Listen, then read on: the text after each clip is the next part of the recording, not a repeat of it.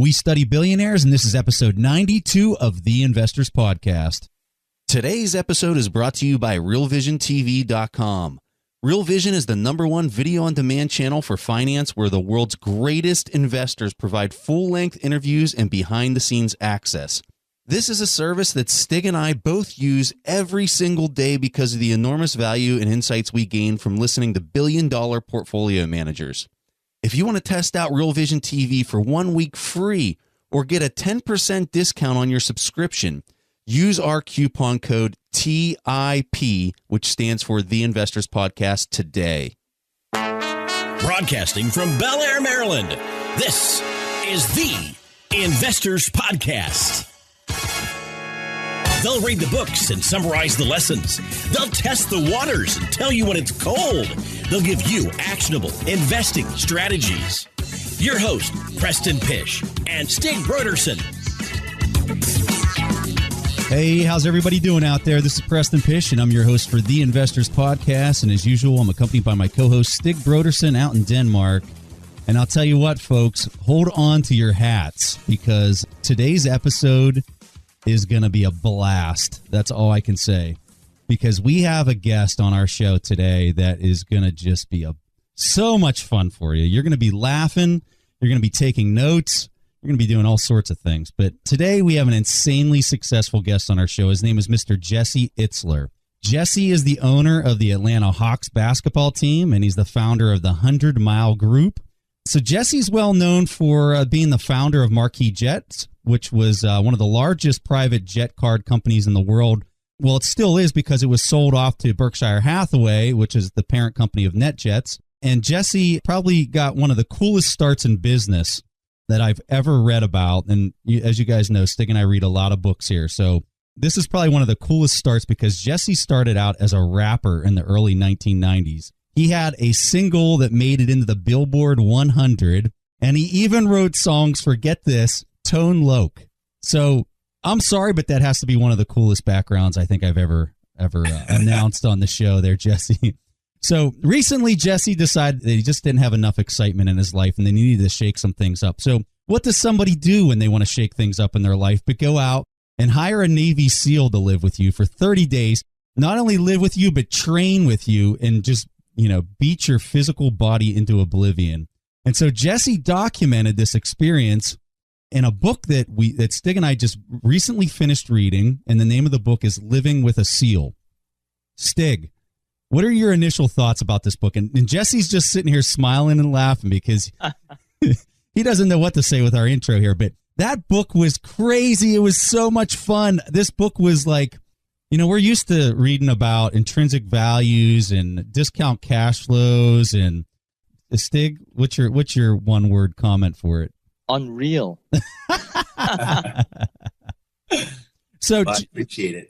Jesse, thank you so much for coming on the show and taking your just precious time to talk with us and to just teach our audience about business today. We're going to be talking business. We're going to be talking your time with SEAL and all this stuff. So thank you so much for taking time out of your day to talk to us. It's my pleasure. And your theme song, your opening theme song, made me want to jump through a window. It got me so fired up. It's like a business investor version of Rocky. It is. That's what we're shooting for. Maybe we need to change a little bit of the motto and work some of that in there. But that's exactly what we're going for. And our mission statement, number 1 is we have fun. Number 2 is that we study billionaires and all the books they read. So that's what we're going for with the show. Jesse, when I first started out in business, a guy by the name of Bob Silliman owned a company called SFX at the time, public company. And he said to my partner and I, when we first sold our company to him, our first kind of hit in business, he said, the 3 things that we do here. We have fun, we make money, and we have fun making money. I love it. I don't know how people can go about their day and do something that they're not having fun and that they're not passionate about, which we have a question on that, which we're going to wait to get to a little bit later. Sure. But I completely agree with you, Jesse. So the first thing that we want to do is we want to kind of open this up to you to tell people a little bit about yourself, maybe something that we didn't really kind of hit in the highlights there in the intro. But ultimately, how did you, after you give that little intro, how did you decide to hire a Navy SEAL to live with you for 30 days is our first question for you. Sure. Well, just a little bit about me. I had a very non-traditional route in business, very unorthodox. I was always into kind of building a life more than building a resume. So I always kind of really followed my heart. As you mentioned, I started out in music. So I was in the music business as an artist, as a manager. I managed Run DMC and a lot of the old school rap guys for a while. And then I had a private jet card company. I ran 100 miles nonstop for charity, was a partner in Zico coconut water that we sold to Coca-Cola, and most recently became an owner of the Atlanta Hawks with a great group of guys and friends. So I'm enjoying that. And what happened with the Navy SEAL, it wasn't planned, like a lot of things in my life. This wasn't planned at all. I was doing a race in San Diego. It was a 24-hour running race as a relay team of 6 friends. So, like Preston, you would run a mile, Stig would run a mile, I'd run a mile. And whatever team ran the most miles in 24 hours won the race. There was a guy at the starting line, right where we had set up, that didn't have a relay. He was his own relay. He had no one on too. Our supplies, we brought them all in. We had, bananas, a masseuse. I had just sold Marquis Jet. We overdid it. And this guy to my left had 3 items. He had a fold-up chair, 1 bottle of water, and a box of crackers. 24 hours. And I looked at it and I'm like, there's no way. There's no way. Yeah. No way. And after mile 70, sure enough, he had faced the toll of that, took effect. Because of his weight, he had broken all the small bones in both of his feet, crushed them. And because he was only eating crackers, he had literally a kidney failure. So he sat down in his chair, his fold-up chair at mile 70, and I watched this guy with his feet were completely jacked up. And the first thing that came to my mind was, we need a medic. And what did he do?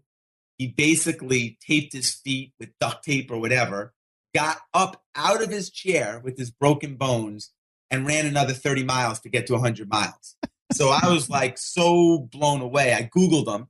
I learned that he had an amazing backstory. He was a Navy SEAL with, an unbelievable journey. And I decided to cold call him. I wanted to just meet a guy like this, which is a theme in my life. When I meet someone interesting, I try to get in touch with them or meet him or bump into him in the street or whatever. I flew out to meet him for 15 minutes with no agenda other than just kind of pick his brain. And about 5 minutes into our conversation, I realized that whatever got this guy to get up out of his chair and run with broken bones and finish this race, whatever that drive was, if any of that rubbed off on me, business, in my personal life, training, in my relationship with my family and my wife, all those buckets would be better. Yep. So I literally just reached across the table. I said, would you ever come live with me for a month? And he said, if you're crazy enough to ask me to do that, I'm crazy enough to come. And 3 days later, he was at my breakfast table. Wow. So here's the thing, Jesse. I have a background in the military, and I've worked around these guys. I know these guys. And I was reading your book, and I'm thinking, even for that crowd that you're talking about here, the SEALs in particular, and even, you get into some of the other obscure special operations forces that are out there. I was reading some of the stories and I'm like, this guy is hardcore. Even for that community, this guy was a standout. And your story, to go 70 miles and to literally see this. Yeah. That's crazy. Just 2 seconds on his background. He's known as probably the toughest guy or one of the toughest guys on the planet.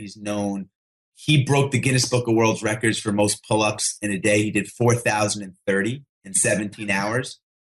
He has set multiple records in endurance sports and races. He was 300 pounds. When I saw him, he was 285. But, he had a really tough childhood, African-American guy in a predominantly white and not accepting town. So he was ridiculed as a kid, lost his self-esteem, gained all this weight, joined the military because he just hated the reflection in the mirror and what he was becoming, wanted to turn his life around. And then when he lost some friends during some military stuff, he decided to raise money for the kids of the fallen soldiers and Googled the 10 hardest things in the world to do and literally transformed himself into probably the best endurance athlete on the planet and really mastered the art of mental toughness. And that's what I was looking for when I asked him to come live with me. I wanted to get in great shape, but I wanted to apply what I learned to work, to, all the challenges that come at all of us every day. And Jesse, speaking about endurance, the first time your wife Sarah saw Seal was at the Badwater race. It's a race you considered to participate in, but something your wife also called the dumbest thing she ever heard of. So, could you please tell us about the race, about the participants, and more importantly, give us a brief introduction to Seal's personality and mental strength? It's a great question. So, Badwater is a race through Death Valley in the heat of the summer in July. So the temperatures can get up to 135 plus. I think it starts at the lowest at like ground level and then goes the lowest point and goes to the highest point, or one of the highest points, Mount Whitney, like 13,000 feet of elevation. And it's 135 miles through the desert. In fact, it's so hot that many people, the soles of their sneakers melt. So they bring multiple pairs of sneakers. So in any event, the field is limited to 100 sickos that run this race. It's considered the toughest foot race on the planet. That's what it's coined. And I was debating running it because I felt like to be a runner, which I consider myself, I've done multiple marathons. I wanted to do the toughest race, so I could say that I did it or at least attempted it. So my wife, having explained this to her, said, I'm not letting you do that until I go out and see the race. So during our summer vacation, we flew out to Vegas, drove, 2 hours to Death Valley to watch the race. There's no one out there.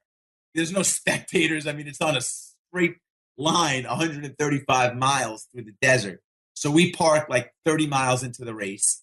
And one by one, these guys are passing us. There's 3 different start times. And you would think that they would be exceptional looking athletes. But the reality is they're just incredibly mentally strong humans that have the will to do this race. So it was almost like it balanced out. Other than the elite runners, the difference between those that could survive the elements and finish and those that couldn't was simply those that had the will and were most mentally tough.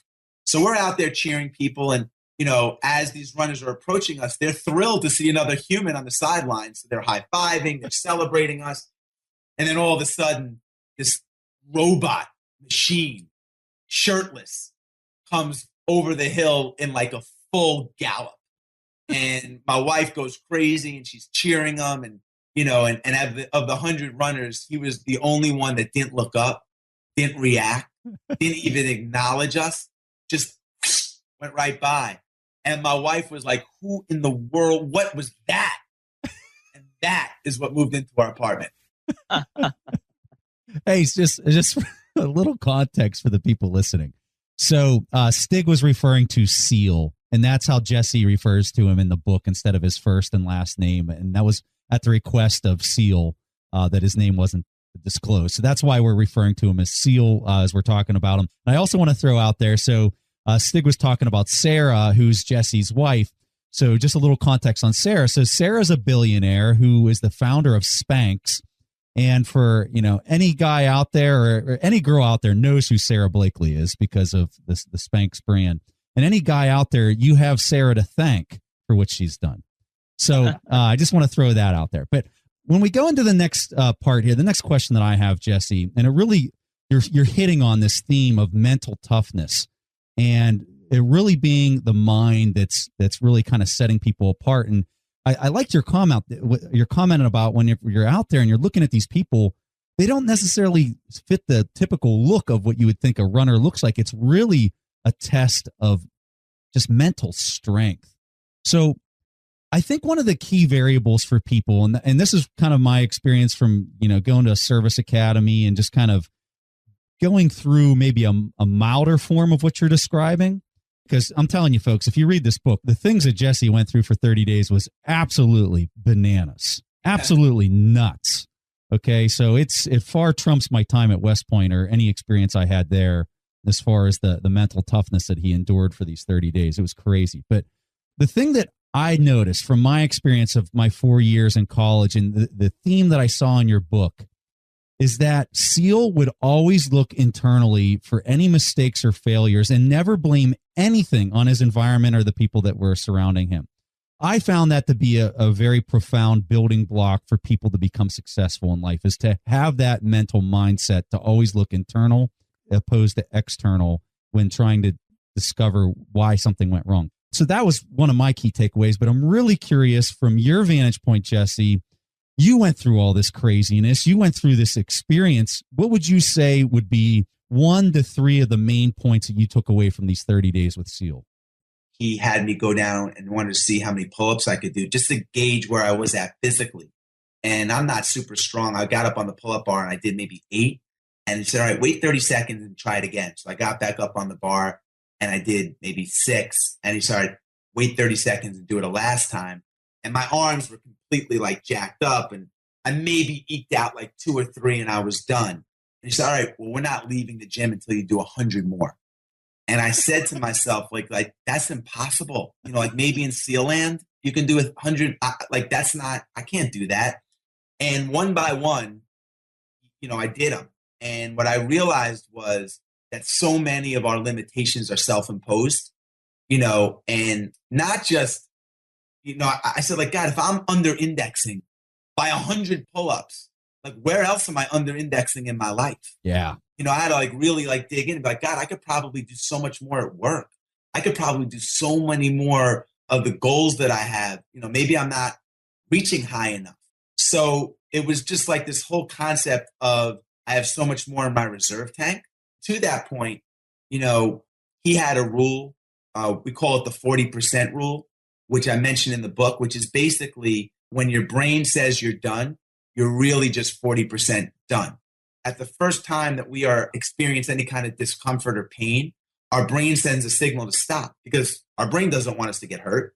So that's the way we're wired. But when we ignore that tap on our shoulder that says like stop because it's getting a little bit uncomfortable, God, this deal's getting a little challenging, I'm going to stop. Or wow, I don't want to get into this business. This is too much of a learning curve. Stop. When we ignore that tap on the shoulder and realize that, God, we probably have 60% more in us, that's when all the great stuff happens. So that was another really, really powerful message. It's something that I tap into as much as I can on a daily basis. You know, if I do, and I'll use physical examples, but I could use this in any kind of investment, anything. For me, as an entrepreneur, I've always gone into businesses that I've had no prior experience in. And for a lot of people, that would be a deterrent. And for me, it was a deterrent at first too. You know, like, God, I don't want to get into this. This is, you know, I don't know anything about this. But it also became a great blessing because it guaranteed that I would do things differently. It guaranteed that I'd have to be more creative. It guaranteed that I would have to get out of my comfort zone. And SEAL, as I refer to him, took it full circle because he constantly got me out of my comfort zone. And that's such an important thing in business, especially if you're an entrepreneur, just to live outside in this like space that is just uncharted. It's so important. Well, Jesse, could you tell us more about this process? Because you're saying that you're only using 4%, you have 60% more in the tank. What's happening in your brain when it starts to hurt and you just keep on going?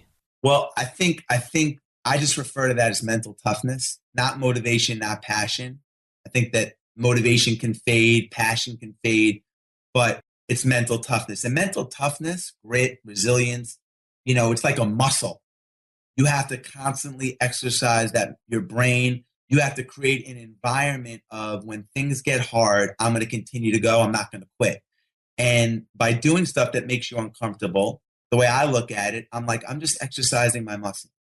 But by doing things consistently that suck, you can raise that bar a little bit. And once you raise it and you continue to exercise and you raise your set point, it never goes back down. So my approach is just let me push myself. Regardless of the outcome, success or failure. And let me just create this environment in my head that, man, I'm up for anything. I think an important part to this too, Jesse, is the culture that you place yourself in. Because for you, that first experience where, you did call it 10 pull-ups or whatever, and then he's like, okay, well, no problem. We're not leaving until you do 100. It was like 10 more than you ever even thought impossible by any stretch of the imagination. And then you did it.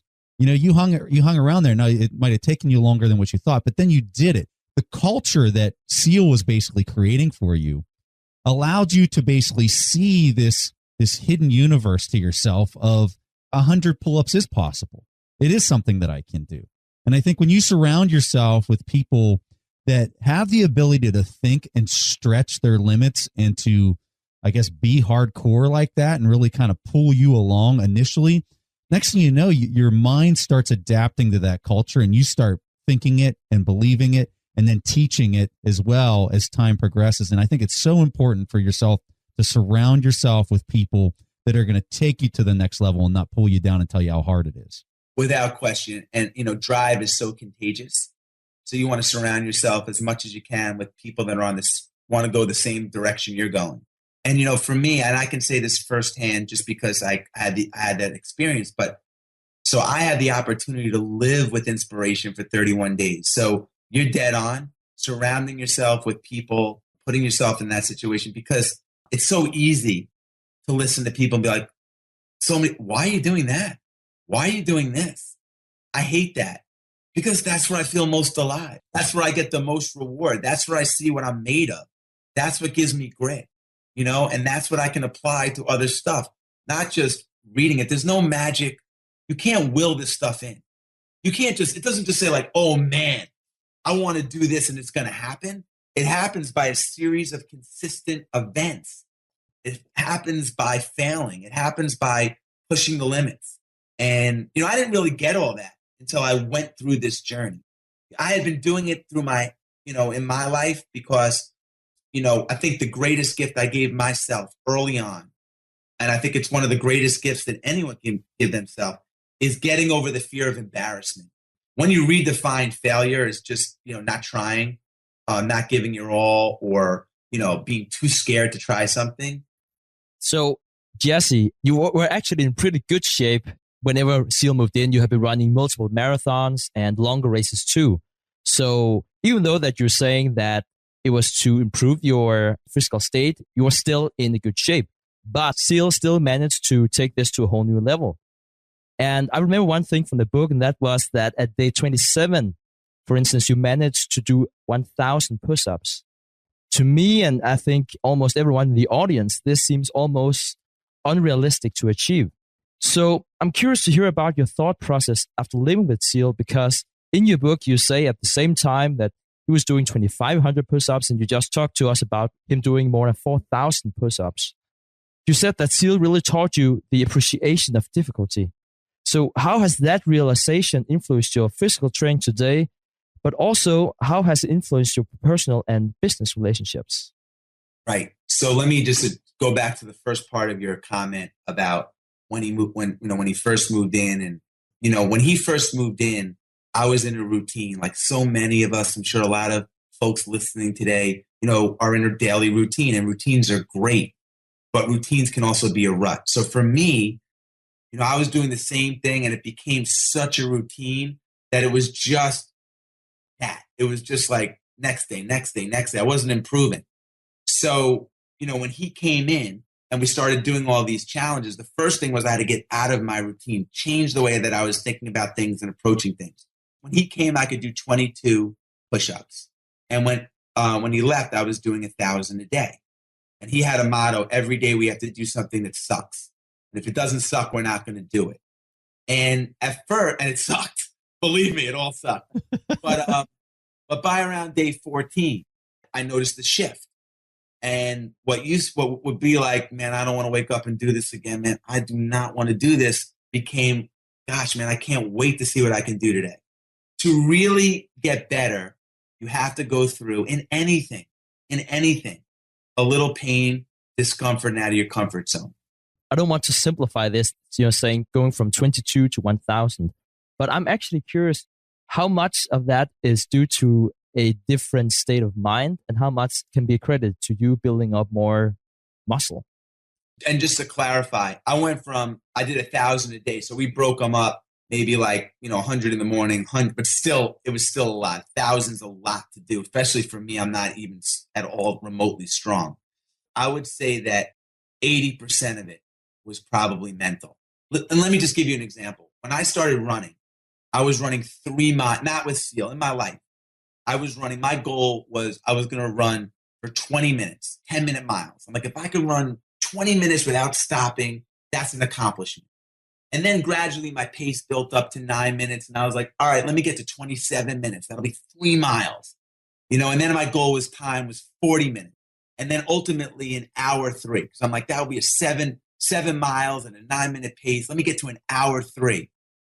That 20-minute run, which ultimately became 3 miles and gradually built up to 100 miles nonstop. And the biggest change wasn't like during my 100-mile run, I was never more out of breath or my heart rate went up more than my 20-minute run. But it was the mental process of convincing myself that I could do it. Roger Bannister broke the 4-minute mile, spent more time convincing himself and visualizing himself that he could run a sub 4-minute mile than actually time on the track. He had to make himself believe, because no one had ever done it, that it was humanly possible. So if you were to ask Bannister, he would probably say, man, I spent more time training my mind than physically sprinting. That's so profound. And that's something that we talk about on our show a lot, because that's a common theme that we see with billionaires, is that they spend a lot of time, and it really kind of goes, I'm sure you're familiar with the book Think and Grow Rich, and talking about how do you train your subconscious mind to basically put these things into practice and to basically build this environment around you where you're able to accomplish what it is that you think about most. I always have a movie in my head. Okay, so I have a movie. I know how it ends. And let's just take the 100-mile run. Let's take Marquis Jet. Let's take whatever. Marquis Jet, we're going to build this up. We're going to sell it. It's going to work. That's the ending of the movie. I'm going to go across the finish line. I'm going to celebrate this 100-mile run. The rest is just filling in the script. The rest is just is the journey. But for me, I always want to know, this is where I'm going to end up. I'm going to get here, regardless of the consequences of my body, if it's a run, regardless of the commitment of time, if it's a business. This is the end of the movie. And now let's go write the script. And listen, this is going to sound crazy, but since I'm a big basketball fan. Since I'm 25 years old, I always envisioned myself being involved with an NBA team. Always. I had no idea how I would get there. I had no idea, but it was just always a movie in my head. I couldn't see it clearly, and I didn't know who it would be with, who my partners would be, or what team it would be. But I just knew that sometime in my life that I would be there, and that hopefully I could help move the needle for that team. That's amazing. Thank you for sharing that with us, because these aren't insights that the typical person gets to hear from a person, a professional sports team owner, to hear somebody say that, to know that at a young age. Some people, wouldn't say it. And for you to tell our audience this is very profound, because this is stuff that we talk about, and this is stuff that we tell our audience, that this is how people like yourself think. And to hear it from you straight from your mouth is just really quite amazing for us to know that this stuff does work. To me, this was not only a book about living with a seal. The way I read it was also a book that compiled a lot of your life philosophies, Jesse. And one that was really profound was actually about fruit. And then people are thinking, what's happening here? Why is Stig's talking about fruit? But I actually find it very relevant, and I'm curious to hear more from you, Jesse. Not just only why fruit is important, but also about how to use your energy. It's a great question. I read a book. I was, so lucky to read this when I was young. Before I ran my first marathon in 1991, I read a book called Fit for Life by Harvey Diamond, who's since become a good friend and has updated it with a book called Fit for Life, A New Beginning. And one of the main principles in the book is to only eat fruit until noon. I'm happy to go into the reasons why. At a high level, it's because digestion uses more energy than anything else. You have a big meal, you usually get tired because your body's using so much energy to digest it. Fruit digests incredibly fast, very easily, and provides all kinds of nutrients and goodness. And in the book, it challenged the readers to try only eating fruit until noon, to maximize your energy, and be more efficient, rather than having a bagel or bacon or eggs that requires a lot of energy. I tried it for 10 days. I only ate fruit. And then I said, all right, I'm going to go back to my old ways. And when I did, I was like, oh my God, what a difference. So the first couple of days were challenging. In fact, maybe I went to 10, then maybe I went to 10:30, but ultimately to 12. And then I felt so good. I have so much energy. I mean, I can't even explain it. I don't even know what it feels like to not have energy on a daily basis or to be tired or whatever. That I just 27 years later, I haven't gone back. You know, listen, I'm not a food scientist. I'm not a nutritionist, but I am a trial and error guy. And I tried this for me and it worked. It is relevant to investors, businessmen, and entrepreneurs. I'll tell you why. Because how you feel is a reflection of how you operate in business. If you're sluggish, tired, whatever, it's going to impact how you operate daily. Who wants to miss 2 weeks of work because you have the flu? You want to operate at optimal, at the highest level you can operate, mentally, physically, spiritually. So I think it's incredibly relevant to anyone in business because you are your greatest asset. You know, you could be a billionaire on an island surrounded by Victoria's Secret models in Hawaii, getting fed grapes and have a sore throat. You won't even care about your money or the beautiful women serving you grapes. You want to get rid of your sore throat. So I think it's really important that, you know, and it should be talked about. I completely agree with you, Jesse. And I think it's also interesting to hearing your story because it's not the typical, this is how I made a lot of money. So I started my own shop and then I bought a bigger company and then I sold it. I mean, there are so many angles to include whenever you're talking about investing and living a good life. And I'm actually thinking about the story that Warren Buffett always tells that say that you're 16 and you can only drive one car the rest of your life. What would you do with that car? You would probably take really good care of it. And that's basically what you're saying. And obviously his metaphor is, you know, your brain. You should take really good care of your brain. And that's what you're saying about your body. Absolutely. And listen, for me, it's really changed the course of my life. And I recognize that it might not be the case for everybody. But for me, it's been a really good blessing for me. So Stig was hitting on a little point here that I think is really profound and important for people to capture. And this is something that you talk about in your book, Jesse, and that's this idea of you only go into business and do things that you're passionate about. This is advice that we tell people. There, you know, we get the question a lot, like, how do I start with the business that I want to create someday? And I say, if it doesn't involve something that you're really passionate about, you're not going to wake up at 5 a.m. in the morning to work on it or whatever the case might be. So tell us a little bit about your own personal experience with that and why you believe that you have to do something that you're really passionate about to be successful. You know, I think you do have to be passionate about what you're doing, but I think even more importantly, you have to be passionate about the challenge. So the passion about the product or the venture is important, but the passion about the challenge and the journey is more important. I love this new widget that I have, but if I'm not passionate about putting in the hours and learning and hiring my weaknesses and figuring out what I don't know and dealing with the obstacles that come my way, then the passion for the widget is almost irrelevant. So I think people get confused about the word passion and what that really means. That doesn't, just because you're passionate about your widget doesn't mean it's going to be successful or necessarily that you're going to like going to work. You have to embrace, and the passion has to come with the journey to start, build, and bring to the finish line the widget. That is phenomenal. That's a twist, and I wouldn't really necessarily even call it twist. Probably isn't the right word for it. But I think that people can get lost in passion, and passion, you know, oh, wow, man, I'm so passionate about music. I'm going to be an artist. And, you know, that can lead to a lot of frustration because that is just the tip of the iceberg. And, you know, oh, man, it didn't work for me, but I was so passionate about it. Well, yeah, because, you know, the passion is about the process. So, Jesse, one thing that was not included in the book was what happened when you sold Marquis Jet. That's one of the largest private jet car companies in the world and a company that you co-founded. And then when you sold the company later and you did that to NetJets, and I'm sure a lot of the listeners would be familiar with this company because it's a Berkshire Hathaway subsidiary. Now, Jesse, could you tell us about the process of such a large transaction? We had worked, my partner and I started this company in 2001, and we had worked hard for 9 or 10 years, on it.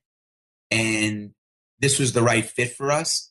But I will tell you that for me personally, if you didn't bring it up, I would never think about it. I don't think about it on a daily basis. Yes, it was a positive experience in my life. It provided me with a lot of things, but I'm a big check the box guy and move on. So right after we celebrated it, but it was like, what's next? That was great, but it's in my rear view mirror and I want to have a really big front mirror, So the process was like any transaction. It required negotiation, a regular process. But the end of it, for me, wasn't a big celebration. It was just like, I love the journey. I learned so much from it. I met great people. It's on to the next. What's next? I think it's interesting that you say that. Preston, I was reading a book about the Zappos founder. He's talking about how he almost felt relief after he sold his company to Microsoft.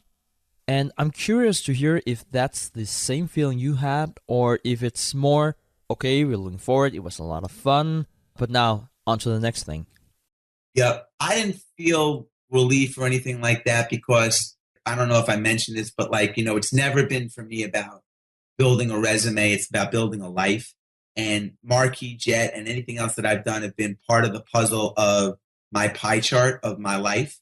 And quite honestly, regardless of the amount of time, as far as mental anguish or whatever, a small part.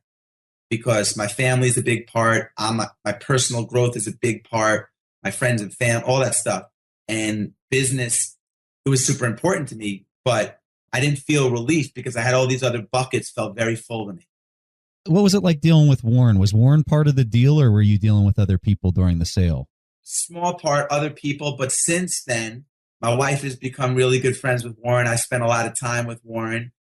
And even most recently at the Berkshire shareholder meeting, multiple dinners. My wife did the giving pledge with Bill Gates and Warren Buffett. So we meet every year at the annual retreat. So since then, I've got to really enjoy him. And what I love about Warren is obviously brilliant guy. He can simplify complex questions and answer them so my 6-year-old can understand them. But he's hilarious. Yeah. He is hilarious. It's fun to be around. So, Jesse, one of my favorite sayings when I'm around friends and people that, obviously listen to the show and things like that, I like to say, make moves. That's my final statement that I usually say to people. Make moves, baby. And when I was reading some of your stories, like the one that you flew down to get this sound clip for a Foot Locker commercial, and I realized you're a move maker. You're constantly making moves. And so my question is, how do people that are listening to this that maybe aren't necessarily move makers, but want to be that guy just always making moves, is that something that can be learned? Is that something that you're born with? Or is that something that you can, develop over time by being around maybe a culture or whatever? I'm just curious to hear your opinions on this. I don't know. I think it goes back to the getting over the fear of embarrassment, so which I didn't always have, but once you get over it, try something and experience it, because, if you don't do it, nothing's going to happen. Right. So if you don't make a move, get on the phone, whatever, the outcome. I wasn't the guy that really necessarily felt comfortable in big rooms or this or that. Certainly not the smartest, but I realized anyone could just show up, and that's when all the stuff happened. Guys were sending out resumes and mailing them or whatever. I was just showing up, and so for me, that was a really good thing to experience early on, and it just became a theme. And I think it kind of goes back to a little bit of what we were talking about earlier, where you were saying that you had 100% confidence this is the way that the movie's going to end.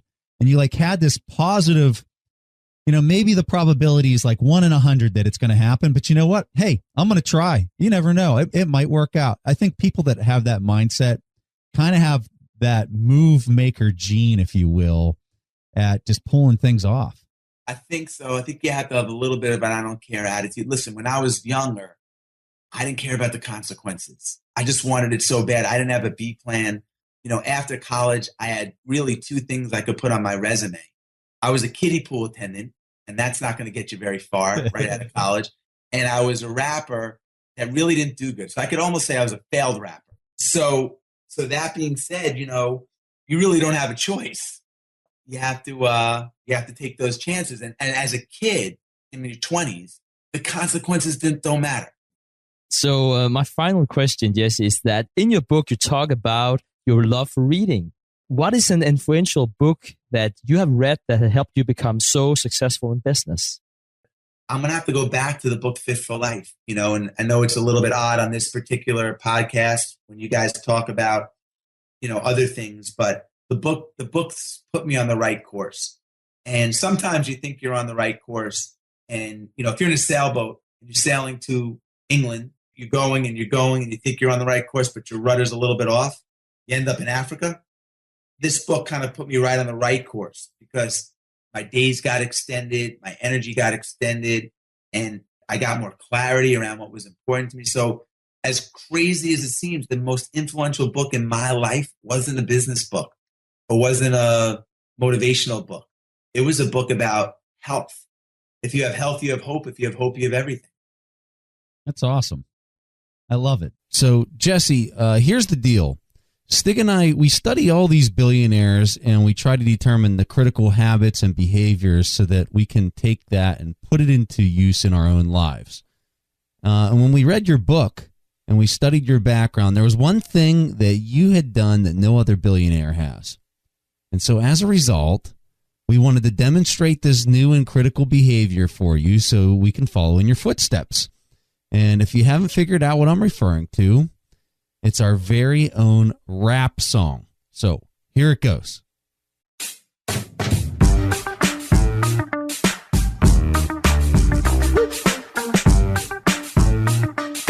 Here we go. Yo, my name is Preston Pish. We like to make our beats go really fast. We run a podcast. We have fun. We always have a blast. We study billionaires to give our fans direction. Now get up, get down, and hit me with the brass section.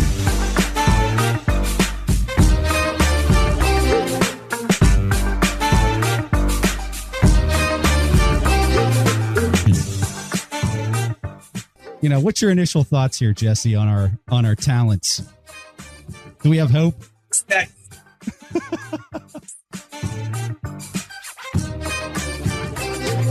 From the beginning, our show has been bringing the smartest of the artists from the industry of money making. We try to find the facts. We always have your backs, but there's something that we're missing, and we're reminiscing when we got a billionaire, so you better sit and listen. Jesse Itzler.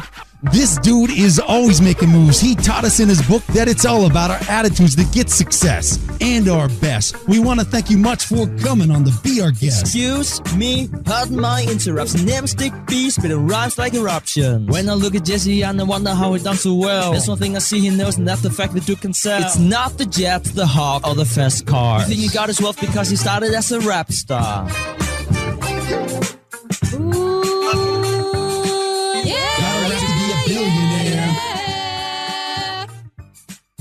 Gotta rap to be a billionaire. Jesse Itzler, $100 million for every single rap song. Gotta rap to be a billionaire. Very, very catchy.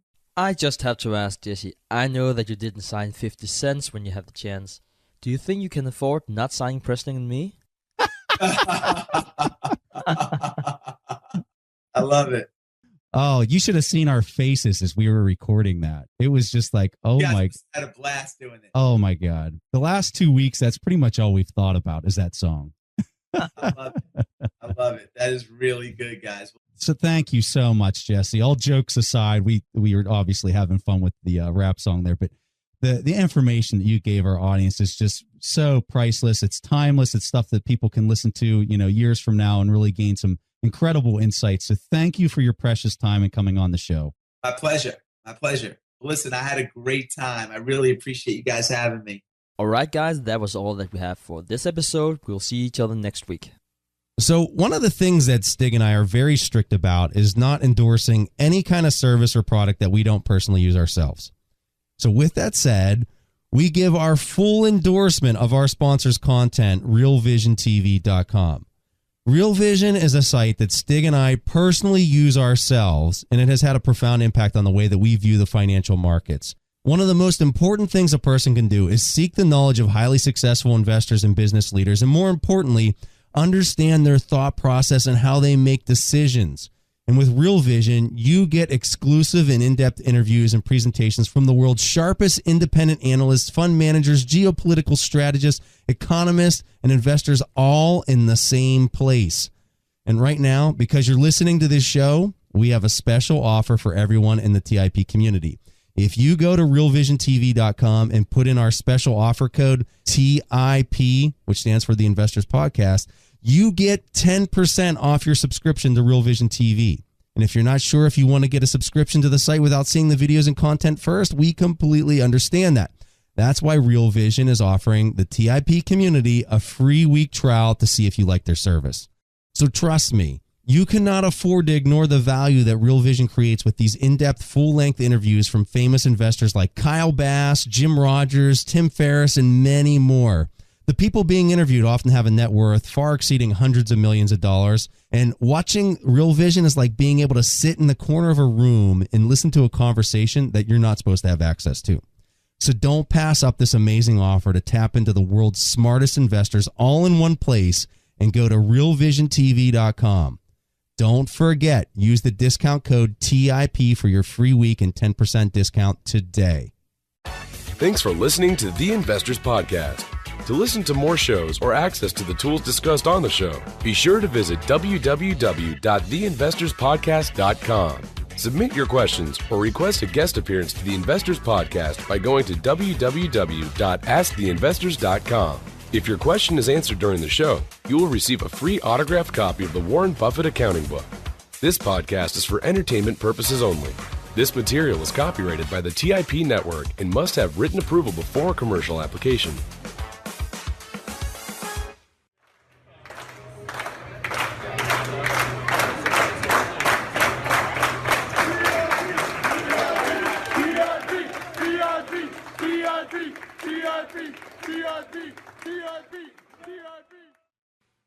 TIP.